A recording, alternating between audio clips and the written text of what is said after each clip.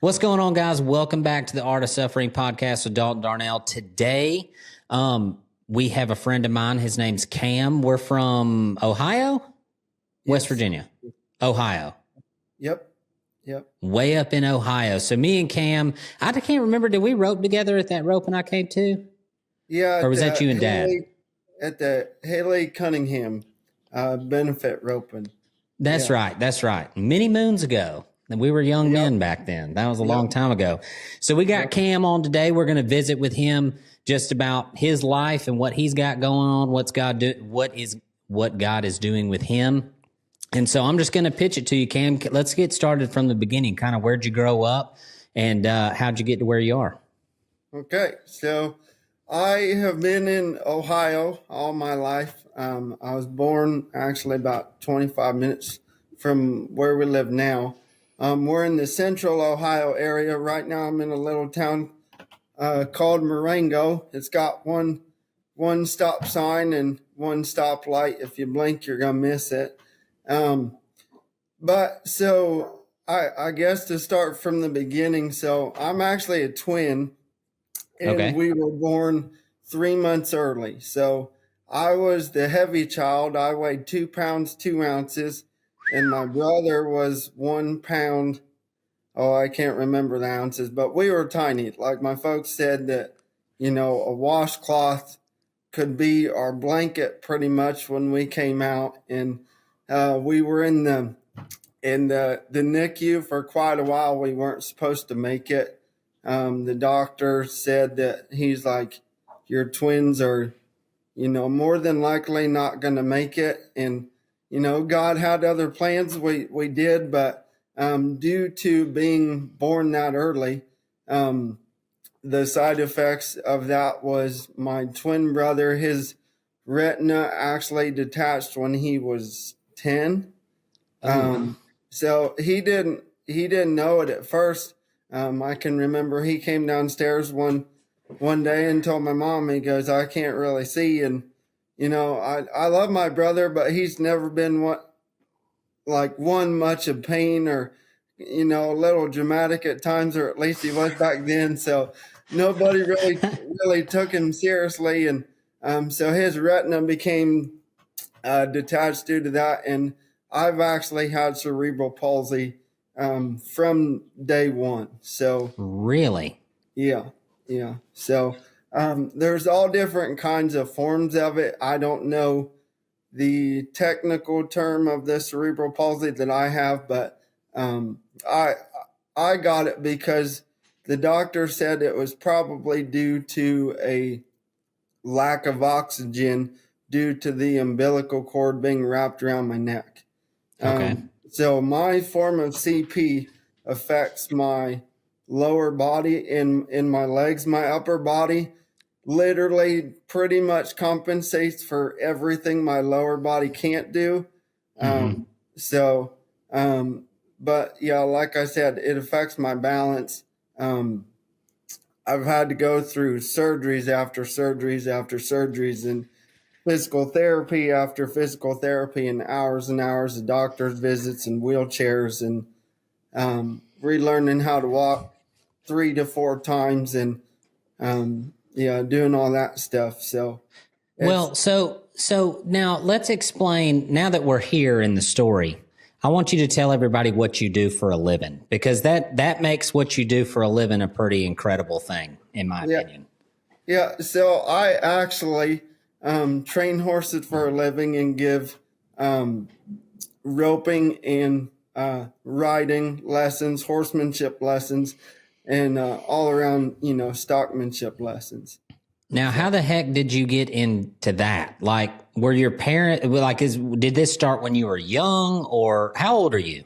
So I am 31 now. Okay. So yeah, my family actually, on paper, I should not be doing what I'm doing. So growing up, my dad actually was in a rodeo family. So my whole side of my dad's family does rodeo. They don't do it so much anymore, but like my cousin just got ninth at the National High School Finals rodeo. That's awesome. What event? The tie down. He qualified in the team roping and tie down roping, but Okay. qualified ninth in the calf roping. Man, that's awesome. So yeah, so I grew up around horses. My dad's side, where I grew up, we didn't have horses until I was in the 5th grade, but my grandma and grandpa did. So we would always go down there, and so they lived 2 hours away from us, and we kind of call it the Corzatt compound because they have 120 acres that everybody has built, a barn on, and they've run barrels and roped off of. We're the black sheep because my dad wanted a job here in Columbus. So my dad used to tie down rope, but he kind of got out of it. So then my mom's side of the family does motocross. So I did horses, and I don't have the balance to ride a bicycle or, roller skate or do any of that stuff. So my brothers race dirt bikes and I race 4-wheelers up until I was 16. And then I snapped my tibia and fibula at a motocross race and decided to get out of that and focus full time on the horses. So this is crazy, man. Like, do you have any kids? No. Okay, so I got 2. Yes. All right, and I'm not gonna say I'm a helicopter parent or nothing, but I sure don't like going to the ER. You know what I'm saying? And this is ended up. I got some pretty careful youngins. Like, they're paying pretty close attention to when they're doing stuff, and your parents to have they didn't hold you back a lick. I mean, they were just like, yeah, jump on that 4-wheeler and get after it. Like, I mean, you got a kid with cerebral palsy, and they're just like, yeah, you can get up there. How did that affect your life and your mentality towards what you were doing? Yeah, they've definitely been a huge blessing. I'm actually going to backtrack a little bit to give you a little bit more context. So my first surgery that I had, I was 8 years old, and I had what's called a dorsal rhizotomy. And so growing up, like, I had braces on my legs all the times. They gave me like steroid shots to try to help with the pain and, my muscles, relaxing my muscles because my muscles were so tight all the time. And then we had a doctor in Columbus. I can't remember her name because it's been so long ago, but she said there's a place in Minnesota that specializes in these very, very extensive type of surgeries. And so my mom thought her job was, she was still working. She was a professional photographer at the time, but my dad traveled a bunch for work.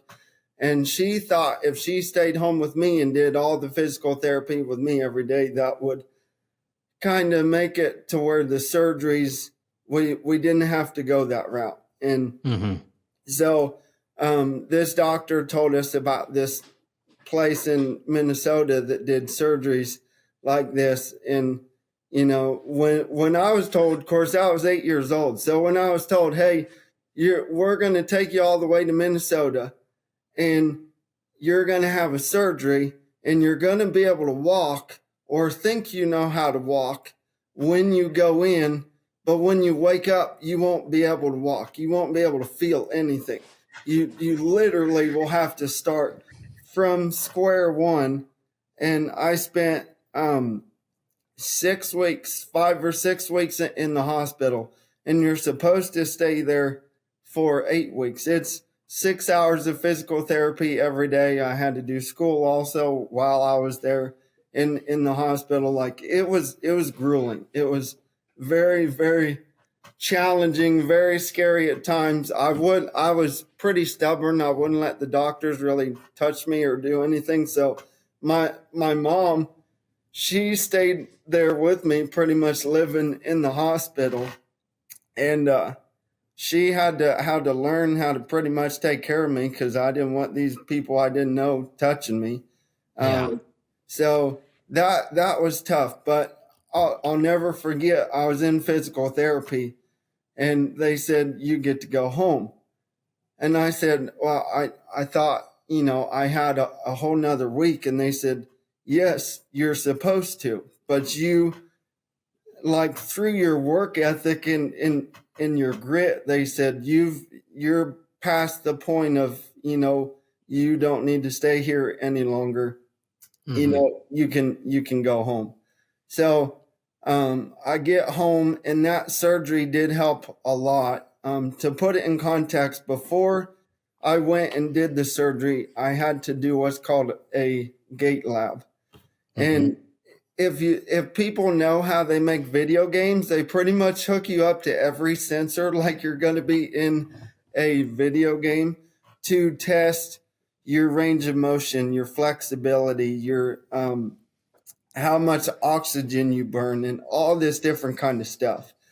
And when I got done, the doctor said you use 200 to 250% more oxygen than your quote unquote average person. So, good Lord.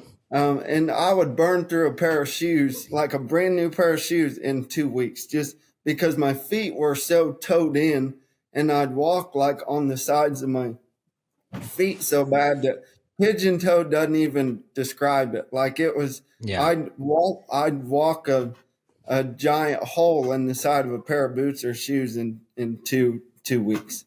So, yeah. That's insane. So your folks, your mom sounds like a pretty tenacious human, like just somebody who's like, well, we're just going to get after it. You know what I mean? Yeah. Yeah. She, her and my dad have been a huge blessing, along with my wife. If it wasn't for them, I wouldn't be the person I am today. My mom and dad, especially, like I grew up in the church. We went to church every Sunday, and but a lot like what you said on your first podcast, I would go to church and I would get stuff out of it, and I knew about the word, but it didn't really resonate with me. It was kind of one of those things to where I'm like, yeah, okay, he picked a topic and he's talking about it, and sometimes like it would gut punch me a little bit, but for the most part, I'm like, okay, like I wish I was in Texas or something, going to a cowboy church that I can relate to a little bit more. But one of the cool things about my mom and dad, the current place we're at now, so we run 2 separate businesses out of the same place. So we all live in the same compound. Where I'm at is an apartment that I built with my friends and family, and it's a massive 20 by 24 apartment up in the hayloft of my barn. Like it's not very big because I'm never really in it. But when we moved here, we took a big leap of faith. And when we first started the lessons way back when, we were praying about it, and people kept asking if we would do lessons or whatever. And we said, no, we don't have the barn. We don't have the acreage. So we built our old place. And I'll never forget, my mom was praying about it, and she said, Lord, if it's your will, this is what we'll do. And I will do a Bible verse. So she does. She's got a scripture for every week, and she applies that to her horseback riding lessons. And she said, if it's your will and you want to make this happen, she goes, I will do a Bible verse after every single lesson. And after every single lesson, she picks a Bible verse and then explains how it either relates to her life and what she's going through that time, or what we're going through, or what the horses are going through during our training process. So, yeah, it's definitely very, very strong roots and foundation with them. Me, honestly, not so much until honestly, really a couple years ago, I was pretty lost. I had just gotten a divorce, and that was honestly, looking back, that was the best thing that ever could have happened to me. At the time, I thought it was the worst thing that could happen, but it was the best because I was in a relationship, and my whole life revolved around trying to prove to people that I was worthy, that I could either train their horse or I could rope good enough. Heck, I remember when we met each other at the roping, I roped with you and your dad, and I was on my brother's borrowed horse, his Appaloosa horse, that I had roped off of for like 3 weeks prior because my good horse come up lame. But I just remember, like, all I wanted back then was to be, because you could pick a team or you could be on a draw team. And nobody knew who I was and, anything like that. And I'm like, heck, if I just get picked on a team by any one of these guys, regardless of who it is, like, I've made it in life. That's my final goal. But I was doing it because I had no self-worth in myself, and needed that gratification from other people. And then it kind of took me hitting rock bottom, and I was still hanging around good people. Like, obviously I was around my folks a bunch, and they were honestly, the way I was treating them in my previous relationship, because everybody I was around was swaying my thoughts and my opinions and making it seem like the people who were trying to help me were trying to manipulate and, can control my life. So it made me resent and hate them. And so that's where, like, I even told my mom and dad a few months ago, I'm like, you guys should have kicked me out. Like, you should have just been like, look, you're a lost. I was drinking too much. I was hanging around the wrong people. I was, traveling. All I wanted to do was just be somewhere else and go rope. And I would overdraft my bank accounts if it meant I could go to the next roping. And so I still had that love and passion for it, but I kind of got, taken down the wrong path. And you said in one of your podcasts, iron sharpens iron. And to me, there are no truer words. Like, now I'm very, very selective about, who I want to spend a lot of time with. And, like, I'm so excited to come to North Carolina to do the clinic that you're doing, because, man, my lesson kids think I'm really good at roping. And when I watch your videos, I'm like, I don't hold a candle to anybody. But it's where, like, what you and your dad and Abby and everybody at 310, what you guys represent is there's so much more that goes into it than what people realize. And you become who you surround yourself with.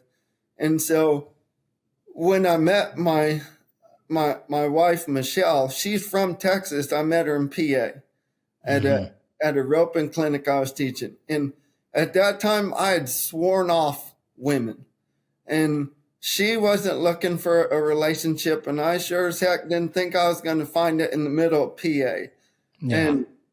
And so fast forward, we got married last September, and her and her family and my family have been very supportive of everything that we're doing, and she's helped me with my business and everything, and she's a part of it. She tells everybody, she goes, I don't really want people to know about me. I want to be in the background. You can be, the person that everybody talks to. So yeah, that's how my wife is. Yep. Well, I appreciate the compliment. we just like to rope, you know what I mean? And it's it's one of those things. It's always interesting to visit with people about their life and the things that they've experienced. And it's funny. It sounds like we've kind of had very different paths, but as far as the road to Christ, kind of the same one, you know, and in very different ways. And kind of what I want to dive into or ask you about is what was the moment or the space and time, the shift in your life that you went from I'm not good enough to I'm a son of the King? Right. So I guess, you know, and I was thinking about this last night. I guess there's kind of two events. So one of the first one would be after my surgeries. When I was 10 years old, there was a lady that we went to church with. Her name's Belinda Harding. And at the time, she wanted to start a therapeutic riding facility. But in order to do that, you need, you know, a bunch of certification and, for lack of better words, a guinea pig to see if your idea is going to work out, because you need a lot of money or a lot of help if you're going to get into therapeutic riding, just because of the whole liability of it. And so when I was 10, I was pretty much her guinea pig. And then when I was 12, she's like, look, I can't take you any farther. You've already outgrown my program. You know, I can't help you. But so she ended up going on, and for years she did a therapeutic riding facility, but with people who are so much more heavily involved than me, like people who are paralyzed in wheelchairs. And I remember this one boy, like all he could do is pretty much twitch his fingers, like drool running out of his mouth. And, you know, just these, at that moment, I'm like, I can't feel bad for myself. Like, I think I've got it bad, but he can't do anything on his own. He can't even hardly communicate. And so I had a horse at the time. His name was Buddy, that we bought off of Belinda's sister. And he was a 17-year-old gelding. And I had gone over there, and she had asked me if I could give a little roping demonstration to them and a little, you know, spark note story testimonial of my life and, you know, how horses have helped me. And so I went, and of course they didn't have a rope dummy or anything. And so I just went and roped cones and, you know, was riding my horse around and yada, yada. And I got done, and I was walking out with my horse to my truck and trailer.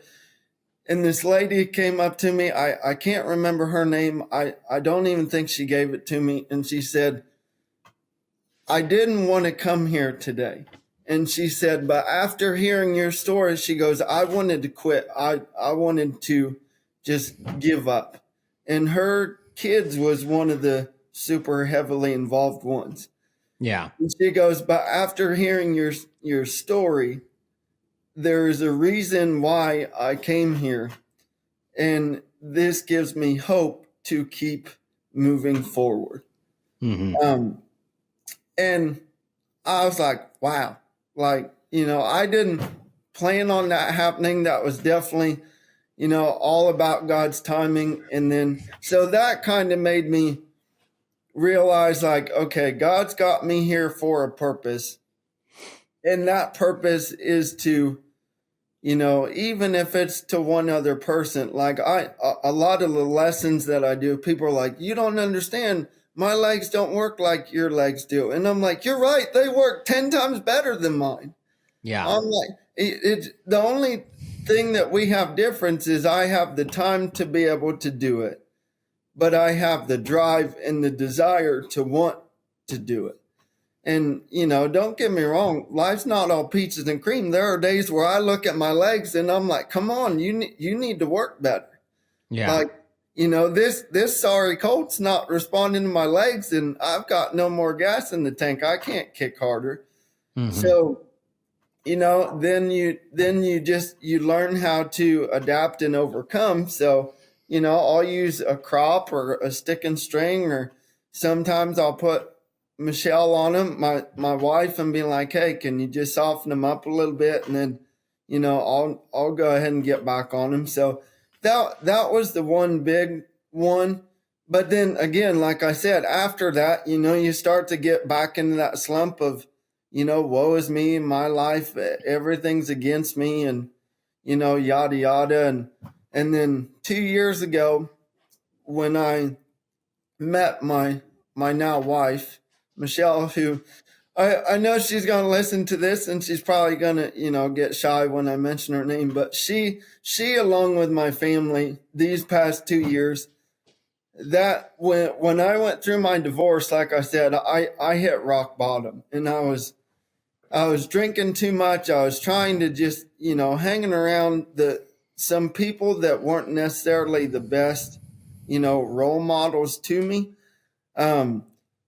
And I just remember waking up one day, and God's like, look, you can either sit there in bed and wallow around, and unless I'm teaching lessons or I'm working, I'm not making money. And then, my bills don't get paid. So when I was doing lessons, my lessons, people that have known me for years were politely being like, you're not yourself. Mm-hmm. And so I broke down crying, and I'm like, okay, so it's like when I was like, why'd you give me CP? Like, you cursed me with this, disease or medical, whatever you want to call it, to put a hindrance on my life. Well, when I was 16, God's like, remember, it's a blessing. And then, then it went kind of back downhill. And so I remember waking up, and, God's like, look, remember why you are here. Like, I have a plan for you. You just don't know it yet. Mm-hmm. And, so I remember when I woke up, the first thing he said is, he's like, you need to go downstairs, because my folks they built a barn dominium that's downstairs. So we're very close neighbors. They're like, you need to go downstairs and you need to apologize. And let's see, that was almost 3 years ago. So I was 28. So as a 28-year-old man, where God's like, go apologize to your parents, you're like, I'm not 8 years old. I don't. And, mm-hmm. But that was probably the moment where, like, I went downstairs and I'm like, look, you got, like, I'm sorry for everything that I've done. The people who have, kind of tried to, in a way, cast a bad light on you and make me think poorly of you. And when I kept hating on them, they just kept loving me. And so that was the moment. And then, like I said, when I met my wife, and I remember praying to God, I'm like, well, I don't even know if I want to get married again. But mm-hmm. if I do, please make sure that she truly, like, her heart, is aware of my lifestyle, because a lot of people don't understand. Like, when you have livestock, it's 24/7, 365. And I said, I only want her to get along with my family and be supportive of what I do. Like, I know I'm going to be supportive of whatever she does. But when I met my wife and my parents, and a lot of my friends too, they're like, we don't, you feel like you need to essentially cast this image of self-worth so that we like you. They're like, we love you for you. And I never really understood that until, 2 years ago when I met my now wife. And, I wake up every day and I don't feel like I have CP. I mean, I feel it every day. Like, my my body hurts. Like it hurts all the time, but you can, decide to sit there and be like, woe is me. Or you can decide that, well, this is, at least I'm breathing. God's got a plan. And,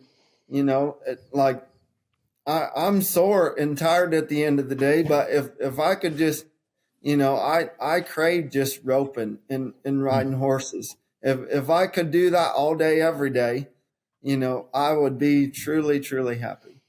Hey, wouldn't we all, buddy?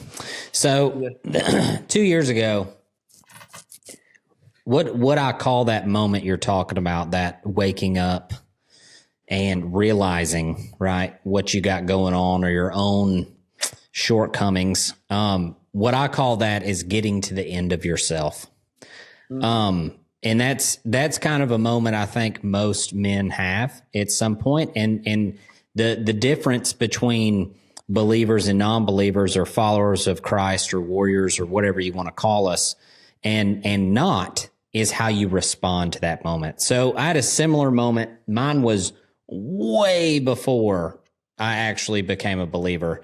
And I was in college and I was failing all my classes, and I was fishing at the time. I fished all over the Southeast for the school that I went to. And, I was failing all my classes, and my granddad had let me borrow a, F-150.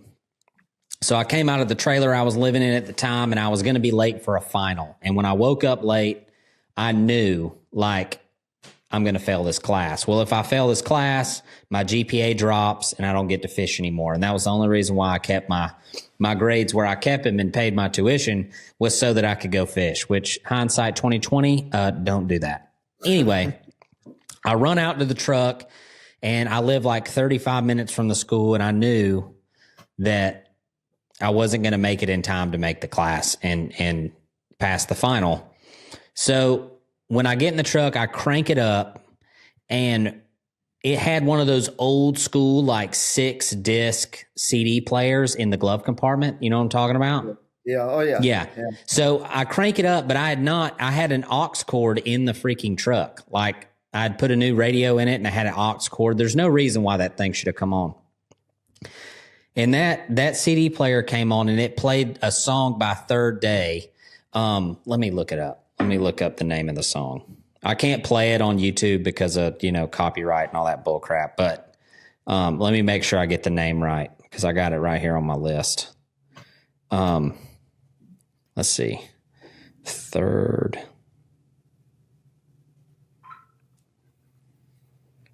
Day. Dang it. What's it called? It's like, I got an idea, but I don't want to get it wrong. Right. Hang on. I've Always Loved You by Third Day. That song came on, and when I was a kid, dude, my dad spammed freaking Third Day. Like, this CD, he freaking played that CD so many times in the truck. And it was like I was probably 20 years old, maybe 21, broke down. Okay. And I was just like, man, what am I doing here? And you're talking about, this is, man, 4 years before I started really searching for my purpose. You know what I mean? But it was like one of those moments where it was like, I'm about to flunk out of college. I've wasted tens of thousands of dollars doing this. There's no life at the end of the road of fishing for me. It's like, just everything in life was just garbage, just absolute garbage. And what I think this does, is when you get to the end of yourself, you start inadvertently or subconsciously hunting something. Yes, sir. And what you're hunting is Christ, is the man that Christ can make you. Okay. You don't necessarily know that that's the answer. You don't know that's where you're going to find these answers that you're looking for. But what he does is he awakens this part of you as a young man that that creates an environment of like, I know I can do better. I know I can be better. I know life can be better. And then you start looking for that. And if the answer to anyone listening is unclear, the answer to these questions is Christ. So if you don't know where to look, that's where you start. Okay. The man you want to become is in that book. The man you want to become is a relationship with him. But with that being said, that is a really long road. That is not a fast thing. It's not a fast thing. No. So let's go from there. Let's talk a little bit about, what you got going on now. So now we're married. We got our business going. And what's that looking like? So at this point, when I met Michelle in Pennsylvania, one of the things I was pretty terrible about was making a secure business model. Like, I've never been driven by money. I just, if I could go, if I could go somewhere to rope or to help somebody learn to rope, they'd be like, "Oh, what would you charge?" I'll be like, "Whatever my fuel costs plus the chocolate milk, and I'll be there." Like, I wanted to rope. I love to help people. So when I met my wife, she's like, "Hey, look," she said, "you've got a great thing going and you do a great job." But she goes, as a business model and as a now husband, she's like, "I don't want to be working Colts, have you working Colts till you're 90 years old." Yeah. And so we need to be able to keep doing what we're doing, but, learn how to actually make money. Yeah, actually make money and pay the bills. And I've been training horses ever since I got out of college. I bought a 2-year-old for $500. I literally $600 in my bank account, bought a $500 horse and trained her. And of course, this isn't a good business model to train and sell horses, because I had her for 7 years and didn't make any money. Didn't make any money off her, but she introduced me to, she's honestly the horse that I was using when I started the ranch roping. Little backstory on that, and I'm going to give you guys a shameless plug. Like, I had never heard of a ranch rope before. I showed up with a calf rope on a team roping saddle with rubber on my horn to a intro to ranch roping clinic, and I showed up and Seth Atkins is there, Jamie Andrews is there. They're the guys that, honestly, those two really helped give me my start in the ranch roping, along with your guys' YouTube page, because after I went to that clinic, I was like, these people are ignorant. They're trying to throw these shots from all these different sides of the cow, because all I grew up with was you're either behind that calf running it down, or you're right off to the left and you throw your rope dally and turn left. Yeah. And so even to this day, like, I'll go to Thanksgiving with my family and I'll throw a turnover loop on the dummy or long bomb hula hand. And my grandpa, who's the one who started my whole, teaching me how to rope, he goes, "I can't throw that hula hand to save my life." And I had no idea what a Wade saddle was, what a slick horn was. And at that clinic, the only reason I showed up, honest to goodness, was because I didn't have cows and I was on a 3-year-old that I had no business roping off of, but I wanted to get her around cows. And so then I saw all these guys with these, bighorn Wade saddles. But once I understood it, that changed my whole demographic, because I love the horsemanship and the stockmanship. And when people see me walk, when they see me ride, they don't really, which they could just be being nice. But most people are like, "We can't even tell you have anything until I either mount or I dismount and I start walking." And some of the comments I've got from some people, and they don't mean anything by it, but I went to a roping one time and the guy goes, "Did you get hit by a truck before you came here?" God Almighty. God Almighty. I said, "No." I said, "I got kicked by a horse," which was also a fib. But that's a good response to that dumbass question, though. Yeah.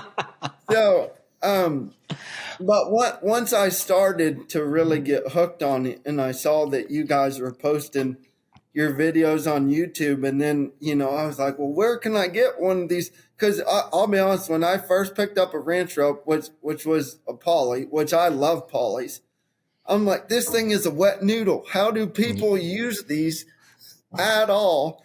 With skill, baby. Yeah. And what, like, I learned the hula hand, and I thought I was the greatest God's gift to mankind. Like, I thought it's the best shot ever, hands down, no question. And that is, to this day, that is my favorite shot. But hey, no doubt, man. Let's argue about it. Somebody get in the comments. Let's go. I got you, dude. Right. But that's what, like, so when I watched your guys' videos and then I went to your website, I'm like, okay, this is a sport that I can physically get into, because tie down roping, you need to be able to dismount and run down the rope quick. I tell everybody, I'm like, if I'm running, you better run faster, because something is wrong. Now, if I got to do groundwork in a competition, which, by the way, unless you like physically absolutely cannot do groundwork, you can do groundwork, because like the first time I did groundwork was in a competition, and due to, like, my balance is terrible. If you push me too hard, I'm gonna fall. And so that's where, like, when I go to do groundwork, sometimes me and the cow do have an MMA fight. I posted a photo on Facebook, because, when I'm teaching these lessons and these kids get to a point to where I've got gentle cows and then some quicker cows. Well, they get to the point where they're ready to do it. I need to be the one to show them how to do groundwork before I just try to explain it to them. Well, I've got this bigger cow that he's been roped quite a bit, and he knows quite a bit of tricks. And I was doing groundwork, and there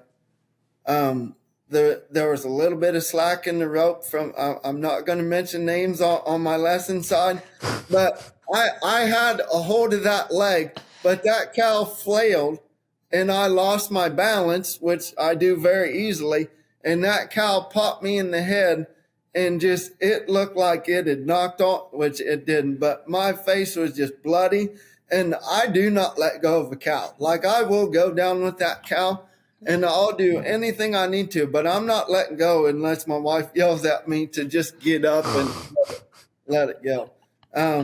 But yeah, but to that point is what we do now. Now we have, back then I didn't have my own cows. So I started just buying a smorgasbord of cheap cows that I could find, because I didn't have a whole lot of money, but this is what I wanted to do. So I had rope diamonds in the rough, baby. Yeah, I love it. I started with 3 cows, then we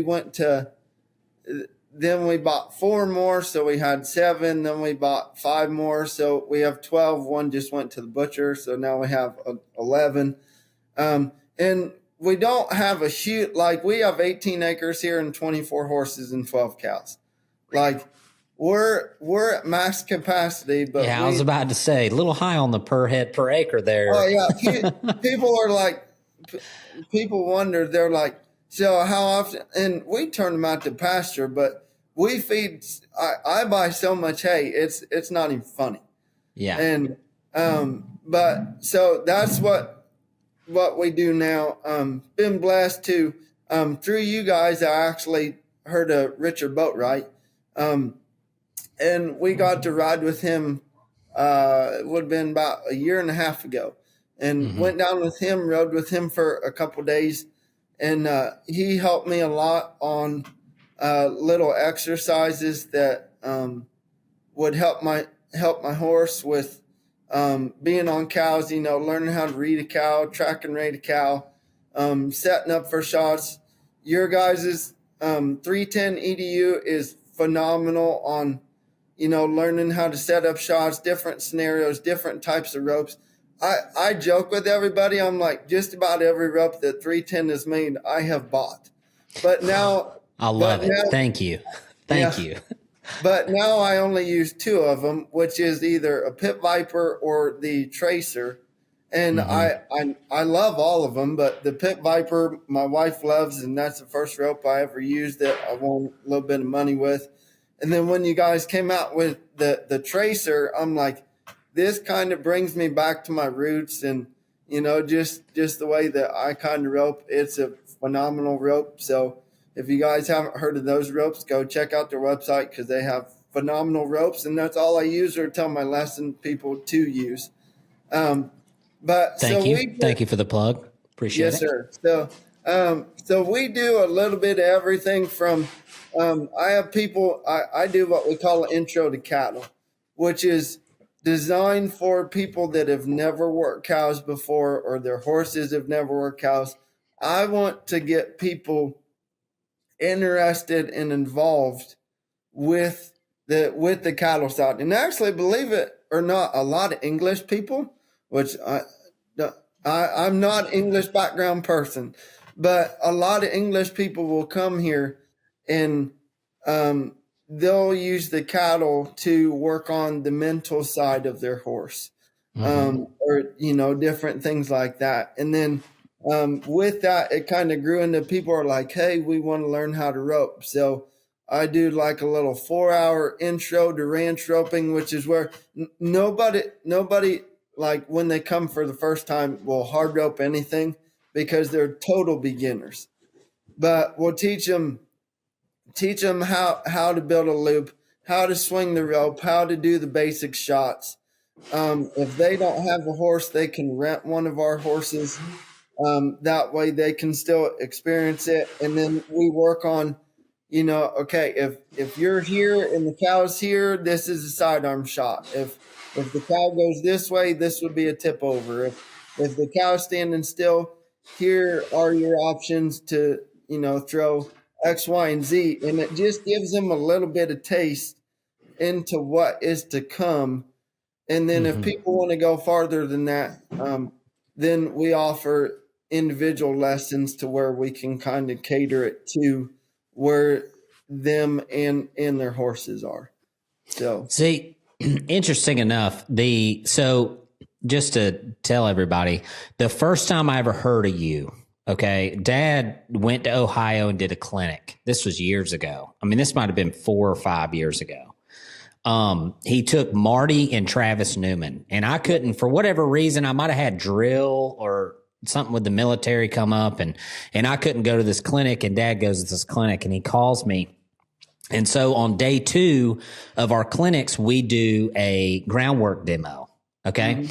And he calls me up and he's like, man, we got this guy here with freaking cerebral palsy. And I was like, what? You got a guy in the clinic with cerebral palsy? Because like in your brain, that doesn't go together. You know what I'm saying? Somebody says that, it's like, there's no way. Like, how is this guy ranch roping? Yes. And he was like, man, this dude gets off and is doing groundwork, and I'm teaching him the groundwork. And there was like a shade of, maybe it was timidness, maybe like that sort of deal. Like it was like, man, I don't really do groundwork. I got cerebral palsy.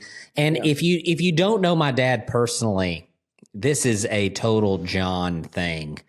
But excuses are not a thing for this guy. He's like, if you're going to do the freaking job, buddy, you're going to do the freaking job. Yeah. And he was telling me, and I am sitting on the other end of the phone, man, with like the most amount of empathy for another human being I've ever had, because I've been the guy that he's coaching and teaching in this way. He's like, you're going to freaking do the job. You know what I mean? And I was like, God dang, man, he got this guy up here with cerebral palsy. And I was like, well, did he do the groundwork? And he was like, you're dang right, he did the freaking groundwork. And I can remember when we came to that roping and I met you for the first time, he had you on a team.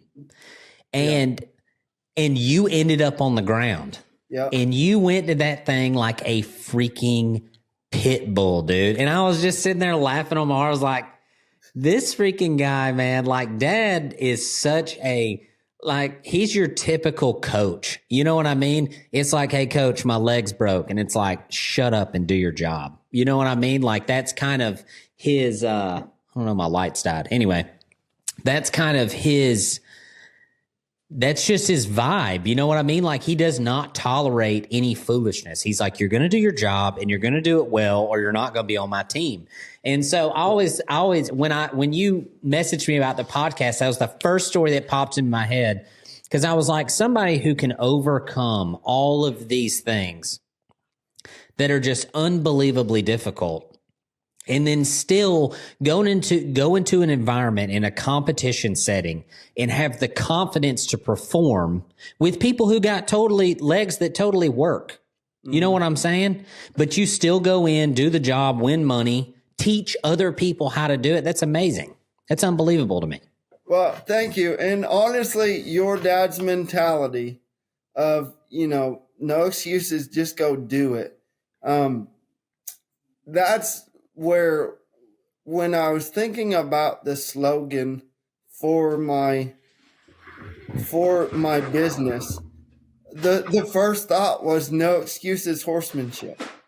But that's where too, and again, like I said, is where iron sharpens iron, is because my wife, my family, the people who I surround myself with aren't like, oh, if you're hurting or your legs are tired, I'm sorry, like, we'll just do it for you. Now, don't get me wrong. They help and I help them. But just a couple weeks ago, Seth Atkins was here because I wanted him to come and kind of say the same thing I was saying, but so my lesson people would hear it just in a different manner. I remember I was carrying I built this big old dummy to where it's life-size cow that you can throw off a horseback. And I was carrying that thing, and whether something is light or heavy, it kind of looks like I'm struggling, but I'm not. And Seth's like, oh gosh, Cam, let me help you. And I'm like, Seth, I got it. It's fine. Like the horse I used to ride all the time that, kind of gave me the Appaloosa was not that horse, just for clarification. And people who like Appaloosas, I'm not trying to offend you, but I'm not a fan of them. But the horse I was riding was actually given to by Jamie Andrews, and his name was Rooster. He was a 16 two-hand bay horse. Oh. And he was rough as crap. He would literally, I went cow catching with Seth 2 days in a row, and we rode long, hard miles in West Virginia trying to chase these cows. I was bleeding through my chaps. Like, because, well, one, my muscles get tight, and after I get tired, like my legs kind of squeeze in like that. But this horse was rough, and he was tall. And so I remember Jamie's like, he doesn't suit me good. If you want him, you can have him. I was like, I don't know how I'm going to get on that thing. I was like, it's not like in a competition, there's a mounting block or whatever. So I taught myself how to climb, for him to stand still and for me to climb up on him and monkey on him. And he tolerated me for quite a while doing that. Then I taught him the little trick about how to side pass over to a gate if there was one. But luckily now I have a coming 4-year-old that I raised and trained, and she may not be everybody's cup of tea, but I love her. She's my go-to mount and my ranch roping horse, and she's a little short horse. I call her handicap accessible. So she's a lot easier for me to mount. But that's where a lot of these horses that I get in, I don't know, how tall they're going to be, how short they're going to be. And I tell everybody, I'm like, if, I teach my horses that, well, you'll see in a couple of weeks, like when I go to mount, I feel like in my mind, my legs like doing a nice clear swing over the cantle. Oh, it's dragging across their butt. And that's how I go to mount. And people are like, I had a professor in college that told me, she said, if that's the only way you can mount, you're never going to do this for a living. I couldn't even mount a horse till I was 16. So, I ironically saw her a couple years later, and I was like, hey, just want to let you know I am doing horses for a living. And it turns out you can teach them how to stand there and, not freak out when your foot kind of touches them. So, Yeah, 100%. Yeah, no, there's nothing worse than a horse that freaking grabs their butt for no reason. Like, wildly irritating. If my foot touches your butt and you grab your butt for that, we're gonna move our feet. We're gonna move our feet around and there's one thing. Colts are one thing, but like, if we're talking about broke horses, man, like the level in which people, that's kind of a pet peeve of mine in the cowboy world is how often the word handy is thrown around. And additionally, how often the word broke is thrown around. Because there's a lot of horses that are called broke that are totally, they're not okay with anything, pretty much. Yeah. They're not okay with anything. So if, and it's a lifetime. It takes a lifetime to get to where you can make one that's really, really nice, without them being bothered by anything. But the fact is, it's like, my foot should be able to touch your butt and it shouldn't be a problem, and standing still while I get on that's just going to happen. Yeah. I thought, at some point. I didn't think it was a big deal. Like I've always been, even the rope horses that I grew up around, like, calf roping, team roping horses. I've got nothing against calf roping and team roping, just wasn't my thing. And honestly, I physically couldn't do it. So when I found the ranch roping, I'm like, finally, my own thing I can be good at and, kind of set my own path. But even those, horses would learn to stand there and be still. And we went out to Wyoming. We got invited out there to go gather and brand some cows out there from a lady who I used to teach lessons. And so we go out there, and this goes back to the horsemanship side. I watched you and your dad. It was either in person or definitely in your guys' videos. You guys were riding in that Halter McCarty setup. Oh yeah. And I thought, at first I'm like, that is amazing. Because how I grew up, it was, like my family's good horsemen, but it was if they don't stop, put a bigger bit in their mouth or give the old heave ho, baby. Yeah. So that's where when I have my Bonnie, my now coming 4-year-old, when I had her when she was really young, I was like, well, I can't ride her. She's too young. So I do all the groundwork in a rope halter. And your dad had said, I think it was on one of your horse training videos on your 310 EDU. He was like, I do all this work on the ground in this setup. So it makes sense in order to just, keep it the same and ride a minute. And so that's what I did, and along with, taking what you guys have posted and Mr. Boatwright and a conglomeration of other trainers that I've been blessed to work with. We went out to Wyoming, and this guy pulls his horse out of the trailer, and his horse is just dancing around like it's on crack. And just does a flying mount on it, and then proceeds to criticize me and my wife, because my wife, we were both on 3-year-olds, okay, that we ride them outside, but everybody who knows, Ohio versus Wyoming, they're totally different. Two totally different places.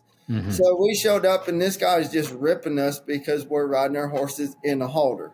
Yes. And he's like, you're going to have no control. You're not going to have anything. And the cow boss, we get back, and he's like, your horses did phenomenal. And I'm not saying that to try to give myself or my wife credit, But that's where I wanted to prove to myself that I can make my horses as good as what I want them to be in a halter Makati setup.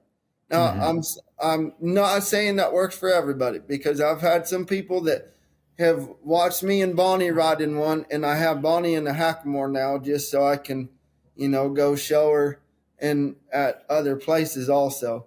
Yeah, same thing, just made out of rawhide. Yes, sir.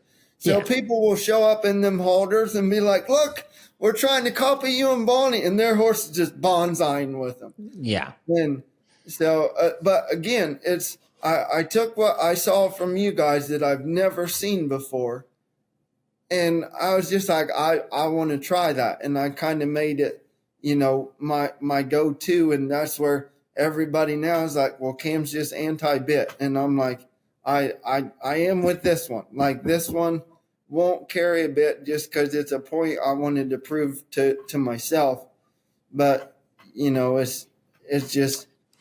Everybody's got different opinions on it. 100%. And so, I mean, man, I've been called everything from the hillbilly hip roper to a pig farmer, or the people on the internet are the people on the internet, keyboard warriors. Okay. So I've had multiple people comment on my videos riding in a rope halter, telling me to put them in a bridle, that the horse deserves better than that, and yada, yada, yada. And it's just a different in thought process. Would my horse pack around a spade bit? Yes. Mm-hmm. Do I need it? No. Is it a signal bit? No, I don't think it is. And that's just a difference in opinion. I want to say this out loud and very clear. I don't care what you ride your horse in. I don't care. I ride in a rope halter and in a hackamore because that's what I get along with. I'm not making show horses. I don't give a crap, man. I really don't care if my horse rides around collected. I want my horse mentally and emotionally collected. Yeah. If I ask him for his face, I want his face. Okay. If I ask him to break at the pole and be soft and come to me in a trot, a lope, or a walk, or standing still, I am expecting that.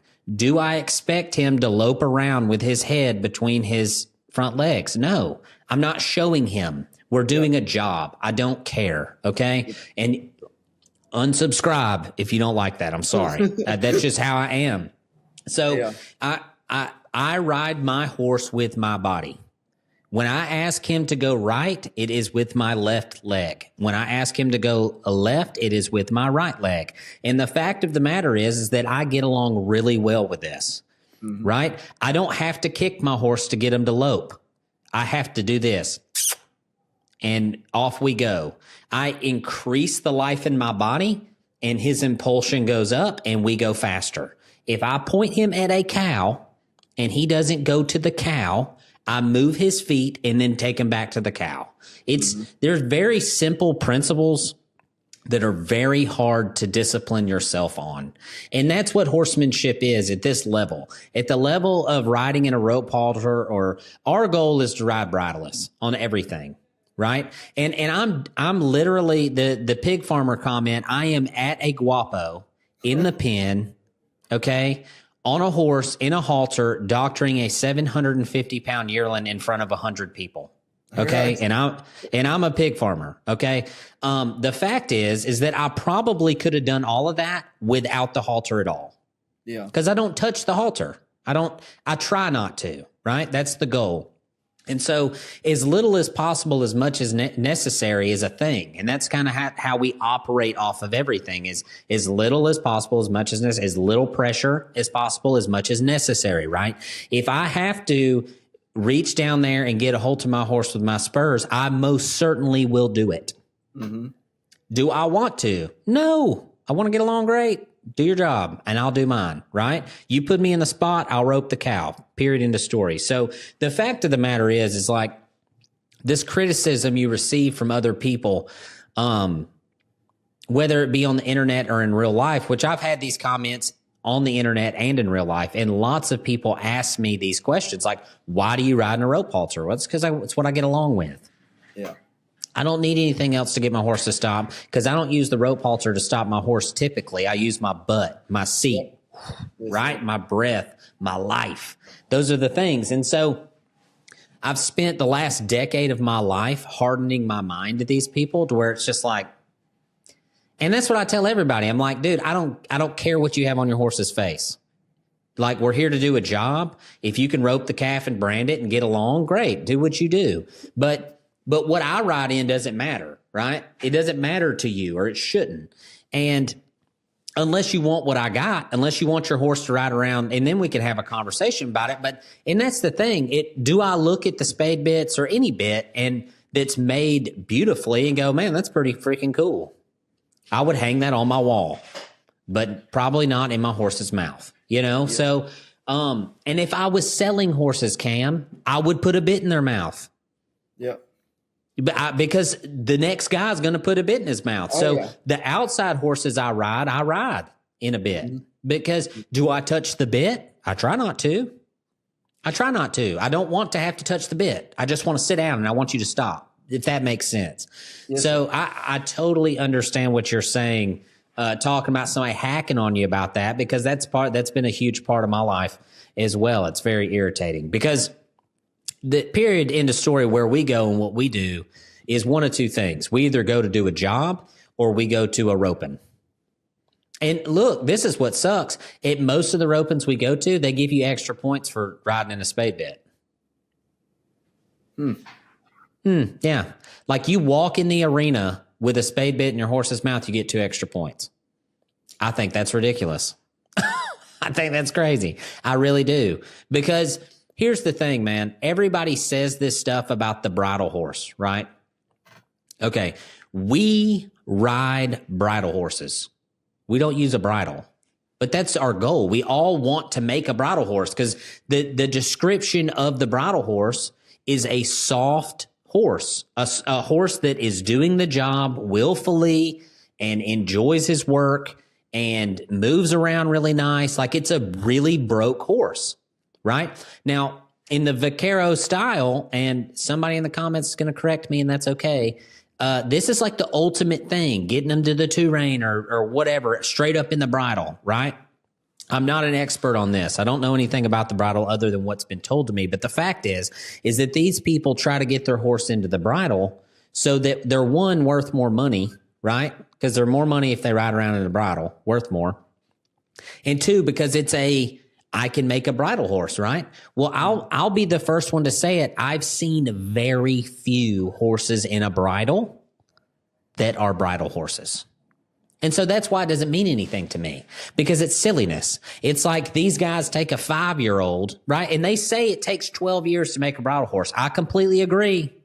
Completely agree. Unless you have a very smart animal under you that is very receptive to learning, you're going to be tuning on them all the time. Well, the definition of the bridle horse is you don't have to do that. You can step on and do the job. Blaze and Little Red, if you have not watched the Bridleless video at 310's main channel, if you haven't watched Little Red's video, those are freaking bridle horses. They've never had a bridle on their face, but it's the definition of one. If you can go Dr. Yearlin's bridleless with nothing on them, they're bridle horses, right? So that's why, like, it's the same way with saying handy or broke, or it's the same thing, man. These people just want to tell you what you do or don't have going on, and they might not even have anything going on. That's why, as a rule of thumb for myself, I just shut my mouth. Yep. And I only say anything if somebody says something to me. If somebody's like, why are you riding in that rope halter? And my response typically is very vague. It's what I get along with. Because it doesn't matter, dude. Who cares? If I can rope with you, do my job, get the calf roped, like doctor it, keep it alive, all the things, why do you care what's on my horse's head? You know what I mean? I promise you, he doesn't feel disrespected. All he wants to do is go eat hay and for me to leave him alone. You know what I'm saying? So, I don't know. Keep your chin up on that deal, because if you're ever going to sell her, which it doesn't sound like you are, don't ever ride her in a bit. Who cares? You know what I mean? Yeah, and that's where the guy out in Wyoming was like, well, if you're going to sell her, and I'm like, well, I'm not. My plan was I bought her before she was born. I trained her mama. I trained her daddy. I fell in love with both of them. I begged, pleaded, and bartered to buy this horse off of the good friends of mine, Jeff and Tracy Howell, and they blessed me with the opportunity. And she is my heart horse. She is low man on the totem pole, but when I go get on her back, she looks crabby all the time, and that's simply because. And she only does it at other horses, is because she's like, he is my person and I will die for him. And I'll do the same thing for her. And that's part of the reason why I really like the ranch roping, is because of the horsemanship, the stockmanship, and you can have your own style. Yeah. And that's truly what I love so much about it is, like when I first did the first intro to ranch roping clinic, they called me a team roper before I even stepped on. They're like, you're a team roper, aren't you? And I said, well, to be honest with you, I don't know what I am. I've team roped. I didn't ever, tie down rope because I can't jump off quick, can't run down quick. Like I break away out of the chute. Like that style still shows up in my roping. But I can also, I love the horsemanship and the stockmanship and your own style and flair that you can put on it. Yeah. While, at the end of the day, we're all trying to do the same job, and that's to be as easy on our stock as possible and get the job done, whether that's just practicing or ear tagging or vaccinating or whatever. Mm-hmm. So, my legs don't, when someone says get your foot up by the shoulder and hit them on the shoulder so they pivot, well, in my mind I'm like, yeah, my foot's going up by the shoulder, and it doesn't. Yeah, I ride with a very good friend of ours, Jesse Westfall. He's a top reiner, him and his wife Stacy, and so I took Bonnie, and he's top level reiner, so there's certain, if that's what you're going to do, which I told him, I said, I don't want to do a reining pattern. I just want to learn how to, fine tune and manipulate that body control better. Yeah. So that when I go rope a cow, no cow beats me. Mm-hmm. And but I was real worried. I told my wife on the way there, I said, I hope he doesn't make me put a bit in her mouth, because I'm not going to. And I rode around, and he goes, I am shocked. And again, this isn't to give myself credit, it's to give my horse all the credit. But he's like, I'm shocked about how soft and responsive she is, not only to your leg, but in that halter. I've never seen a horse go around like that. Mm-hmm. So that's what, top tier reiner, like the last thing he's going to tell someone to do if they want to show a horse is go put a Holder McCarty setup on their horse. Yeah. But he's horsemanship is horsemanship, and he's got total respect for me just as much as I do for him. So well, and I talked about this. I made a video last year before the Pro-Am and talked about a bunch of different ways to be a better roper, right? And I personally believe one of the biggest ways is to have an open mind. Like as soon as you shut your head off, your mind off to everything everybody else does is stupid, will you just shut out everything else you could have learned, and I think that's important. I think it's important. If you see something that looks cool, ask about it, right? If you see something that you like, ask about it. If you see something you don't like, just don't do it. Yeah. Yeah. You take what works for you and you use it, and what doesn't, you just throw it out the window. That's right. And the first video we ever watched was the Martin Black video, Brandon, and we never branded cattle. I'd never even been to a Brandon, and neither had Dad. And we just applied those shots to Doctor and yearlings because that's what we did, and it worked. It worked. Yeah. Anyways, so with all that being said, Cam, where can people find you? What do I need to link in the description? If you're in Ohio, this is where we need to go. Well, I appreciate that. Thank you. Honestly, I do majority of my stuff through Facebook because pretty much everybody's got a Facebook. So they can either send me a message on my personal page, which is Camdon Corzatt. Most people don't know my full name's Camdon because they all call me Cam. But you can look up Camdon Corzatt, or I do have a business page called CRC Ranch Horses. I do also have an Instagram and TikTok. I do a lot more posting on Facebook than what I do on Instagram and TikTok. I'm trying to be better at that. But pretty much if they want to get a hold of me, they can look me up on Facebook and shoot me a phone call, a text message. And if I don't answer right away, I live in a tin can. So when I step outside, then my phone blows up. Or if I'm in my apartment, there's where we got Wi-Fi. So, Perfect. Yes, sir. All right, man. Well, I sure do appreciate you coming on, and I guess I'll see you in 2 weeks. Is your wife coming? Oh, yeah. Yeah. Yeah. My wife and actually a couple lesson people that I teach, I talk them into coming. Okay, cool. There will be a small little group of us. So now, are y'all all in it? Are y'all going to rope on Saturday? Yes, sir. Yeah, you bet. Yeah. That's awesome. So is Seth and them? I know Seth's coming. Who all else is coming from y'all's neck of the woods? I haven't talked to anybody else. The only person I talked to is Seth, and when he was here a couple weeks ago, I told him that we were going down there and getting a rope with him. He said he was going to try to come, so I'm looking forward to him being there also. No, yeah, I texted him maybe 2 days ago, and he said he was coming. Okay. Which I told the host or whatever, I was like, these boys here, they'll make a freaking roping. Like, they'll rope so much your cows won't. I mean, they'll be buried in the fence panel, son, because these dudes from West Virginia freaking get after it, son. They rope. Well, Seth has made every roping we've ever had. If he comes, he ropes like freaking 12 times. Poor horse. Oh, yeah. And I used to be like that too, but now, like I said, I've got a wife that's like, hey, we do have to pay for diesel fuel on the way home. Right. And your horse isn't even full. Like my horse, I'll give her credit. And that's why, like, not to take up too much of your time, but on one of your podcasts, you talk about the importance of a ranch horse and being gritty. Oh, yeah. And that's where, like, that's why I love doing what I'm doing, and why her and I get along good is, of course, she moves a lot more fluid than me. That's why we work good, but she just, she's coming 4 years old, and man, she'll rope as long as what I want her to. But I've learned in the past that when I sign up 20 times, and I kind of sour my horses up, and then I get home, look at my bank account, and I'm like, well, looks like I'm gonna have to do a couple extra lessons.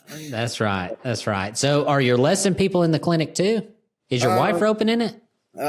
Yeah, my wife is, and then two of my lesson people. So TJ Ebbers and his dad Tim Ebbers. I've got quite a few other people that want to come, but just either they can't make it or they want us to haul them, and I'm like, I don't have the room. Yeah, can't make that work. So. Well, that's awesome. Did y'all sign up for the advanced classes, or it's a bunch of different classes, isn't it? They set it all up. I was just like, I'll do it. And that's honestly, like, I really, really like how they set it up. Gracie and Pedro, I only met them one time, and it was for about 5 minutes. But they set it up beginner, intermediate, and advanced. I know my wife and I are doing, and that's the hard part. Like, my lesson people and some other people that are doing it are like, well, are we advanced? Are we intermediate? I said, you just got to sign up for what you're most comfortable with. Like, I teach roping for a living, and I still feel like I'm a total beginner compared to some people. But yeah, we're all signed up for the advanced part. So if you can ride your horse and rope a cow, you're intermediate. Yeah. Period. If your horse can't move around, we're going to go beginner. Because, I mean, like, every clinic we have, you know how it is. Like, somebody could die, It's like kind of scary. So we'll see. I'm sure it'll be great. I'm excited. It's fun. I'm bringing. I got a guy here that works for me named Devin. He's going to come. He's going to film the whole thing. We're going to put it all in the EDU. Like it'll be a cool deal. So, and I'm excited about judging the rope, and that's the first one I've ever judged. And yeah, so I think I'm judging a 1-man and a roping. Oh, sweet. Which I don't know how the heck they're going to do that all in one day, but we'll see. I guess I'll just be tired. Yeah, so. Judging's fun. The only hard part, because we put on a couple competitions here, and of course I've judged them, but I'm like, man, I just want to get out there and rope. I don't want to sit here and score people. Oh, bro, I'm going to be praying you guys miss and the time limit comes up. I'm going to be sitting there freaking just dialed, you know? Right. Anyways. Yes, all right, Cam. Well, I sure do appreciate it, man. And we'll see you in a couple weeks. Yes, sir. Thank you. Thanks. You bet.